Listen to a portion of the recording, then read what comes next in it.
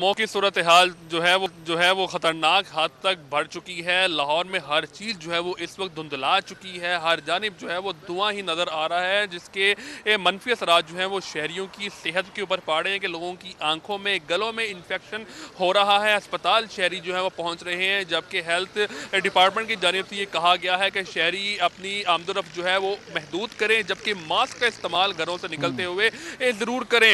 इसी के साथ साथ हुकूमत की जानिब से भी फैसला किया गया है कि हफ्ते के आखिरी 3 रोज जुम्मा, हफ्ता और इतवार जो है उसमें जो है वो छुट्टी का ऐलान किया गया है स्कूलों में, दफातर में, जबकि सिनेमा घर और रेस्टोरेंट्स को भी बंद रखा जाएगा। दफा 144 नाफिज रहेगी, जबकि 9 नवंबर की पहले से ही छुट्टी है। इस तरह से जो है वो जुमेरा, जुम्मा, हफ्ता और इतवार के 4 दिन जो है वो तातील का ऐलान किया गया हुकूमत की जानिब से, ताकि आमदोरफ्त कम से कम हो, ट्रैफिक का बर्डन जो है वो रोड्स के ऊपर कम हो और लोगों को स्मॉग की सूरत हाल से बचाया जा सके।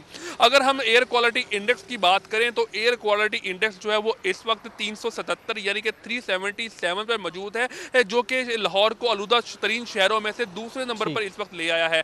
जैसे ही एयर क्वालिटी इंडेक्स 200 क्रॉस करता है तो अलार्मिंग सिचुएशन हो जाती है, लेकिन 377 का जो हिस्सा है ये काफ़ी जो है वो इस वक्त डेंजरस है इंसानी सेहत के लिए।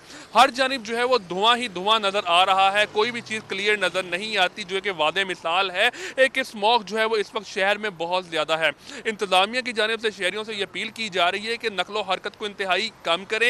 यही वजह है कि 3 छुट्टियों का ऐलान भी किया गया है। इस दौरान दफ़ा 144 नाफिज की जाएगी। पहले जो है वो इस मौजूदा ठीक हफ्ते है, के लिए एहतियाती ये तदाबीर इम्प्लीमेंट इख्तियार की गई हैं शहरियों को। बहुत शुक्रिया आपका तफसीलात के लिए। और सर्दी